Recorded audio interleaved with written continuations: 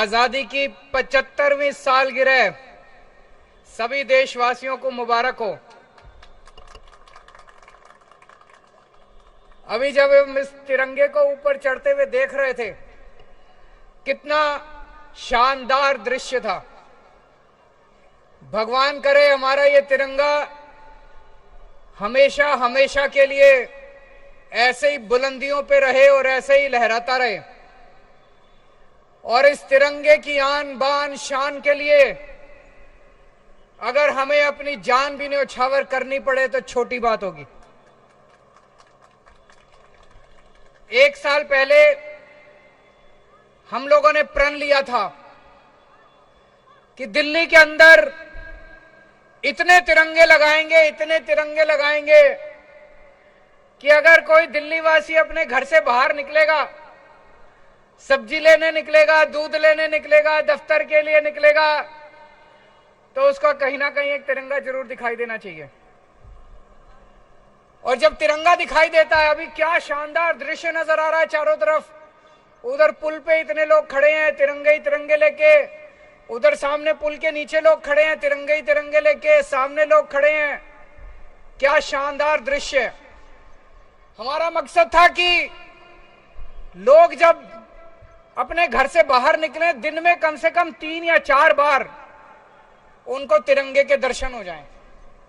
जब हम तिरंगा देखते हैं तो अंदर दिल में धक धक होती है, देशभक्ति जागती है, देश के लिए कुछ कर गुजरने की इच्छा जागती है। आदमी कुछ गलत काम कर भी रहा हो तो एक बार हिचक जाता है, यार देश के लिए मेरे को ये नहीं करना चाहिए। इस भावना से हमने शुरू किया और मुझे बड़ी खुशी है कि आज 500 तिरंगे पूरी दिल्ली में लग के तैयार हो चुके हैं। आज ये 500वां तिरंगा ऊपर गया है और पूरी दिल्ली के अंदर कोने कोने में अब जगह जगह तिरंगे लग चुके हैं।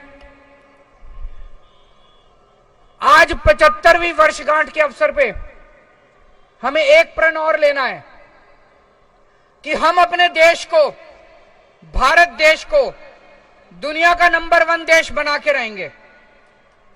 बनाना है कि नहीं बनाना है?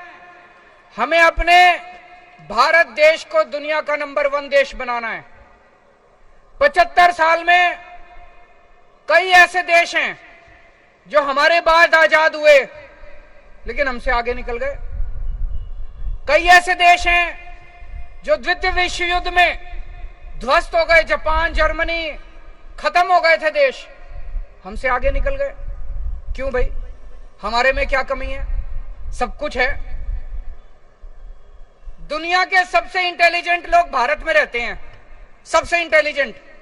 सर्वे करा के देख लो, मैं बड़ी जिम्मेदारी के साथ कह रहा हूं, दुनिया के सबसे इंटेलिजेंट लोग भारत में रहते हैं, सबसे मेहनती लोग भारत में रहते हैं। फिर हम पीछे क्यों रह गए?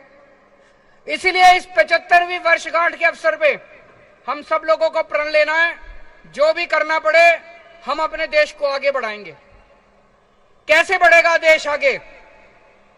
हमारे देश के अंदर आज इतने बच्चे हैं, इतने सारे बच्चे हैं, उनको अच्छी शिक्षा नहीं मिलती।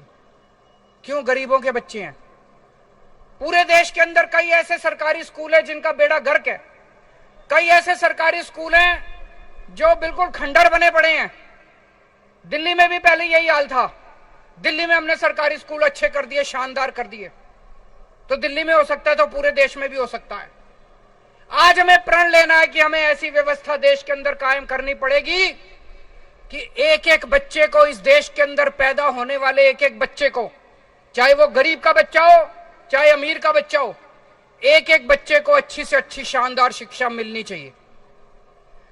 आज 75वीं वर्षगांठ के अवसर पे हमें प्रण लेना है कि हमारे देश के एक एक इंसान को, एक एक भारतवासी को अच्छे से अच्छा इलाज मिलना चाहिए। आज सरकारी अस्पताल में जाते हैं, दिल्ली के तो सरकारी अस्पताल हमने बहुत अच्छे कर दिए, बाकी देश भर में सरकारी डिस्पेंसरी हैं, सरकारी अस्पताल हैं, उनमें इलाज के नाम पे कुछ नहीं मिलता। हमें ऐसी व्यवस्था कायम करनी है कि देश के हर गरीब को या अमीर को अच्छे से अच्छा इलाज मिलना चाहिए। आज इतने लोग बेरोजगार घूम रहे हैं, बेरोजगारी बढ़ती जा रही है। जब तक हम अपने हर युवा की एनर्जी का इस्तेमाल नहीं करेंगे, हर युवा को अच्छा रोजगार नहीं दिला पाएंगे, तब तक देश आगे नहीं बढ़ सकता। आज 75वीं वर्षगांठ के अवसर पे हमें ये सारे प्रण लेने हैं।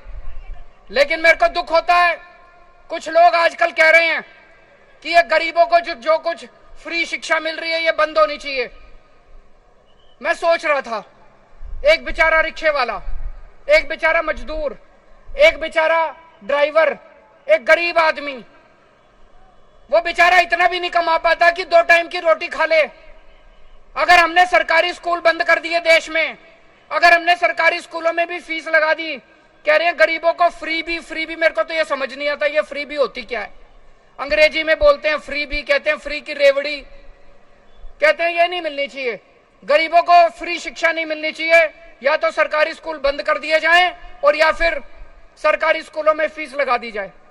फिर गरीब बच्चे कहां जाएंगे अगर सरकारी स्कूलों में फीस लगा दोगे तो? गरीब बच्चे कहां जाएंगे अगर सरकारी स्कूल बंद कर दोगे तो? वैसे ही हमारे देश के अंदर गरीबों के बच्चों को ठीक से शिक्षा नहीं मिलती। अगर सरकारी स्कूल भी बंद कर दिए, हमारे देश में 70 से 80% बच्चे अनपढ़ रह जाएंगे। यह बिल्कुल नहीं होना चाहिए। आज आजादी के 75 साल के अवसर पे हमें कसम खानी है कि हमारे देश के हर बच्चे को अच्छी शिक्षा मिलनी चाहिए। हर बच्चे को अच्छी शिक्षा, चाहे गरीब का हो चाहे अमीर का हो।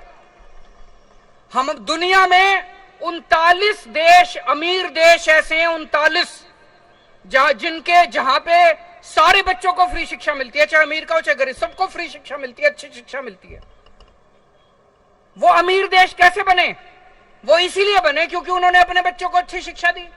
और हम कह रहे हैं हम अपने बच्चों की शिक्षा बंद कर देंगे, सरकारी स्कूल बंद कर देंगे, पैसे लेंगे बच्चों को पढ़ाने के। ये क्या बात हुई? अब ये बात चल रही है कि सारे सरकारी अस्पताल बंद कर देने चाहिए, दवाइयों के पैसे लेने चाहिए, गरीबों से इलाज के पैसे लेने चाहिए। एक बेचारा गरीब आदमी अगर उसके घर में कोई सीरियस बीमारी हो गई, वो तो इलाज ही नहीं करा पाएगा, प्राइवेट अस्पतालों में कहां घूमेगा वो? तो ये नहीं होना चाहिए। हमारे देश में हर भारतवासी को इस देश में अगर पैदा हो, उसके बच्चे को अच्छी शिक्षा का फंडामेंटल राइट होना चाहिए, उसके घर के लोगों को इलाज का फंडामेंटल राइट होना चाहिए, रोजगार का फंडामेंटल राइट होना चाहिए। ये इसको फ्री भी और फ्री की रेवड़ियां नहीं कहना चाहिए। हम सब लोगों को मिलकर आज प्रण लेना पड़ेगा कि 75 साल बीत गए, अब और नहीं बर्दाश्त करेंगे। अब तो भारत को दुनिया का नंबर 1 देश बना के रहेंगे। भारत माता की इनकलाब।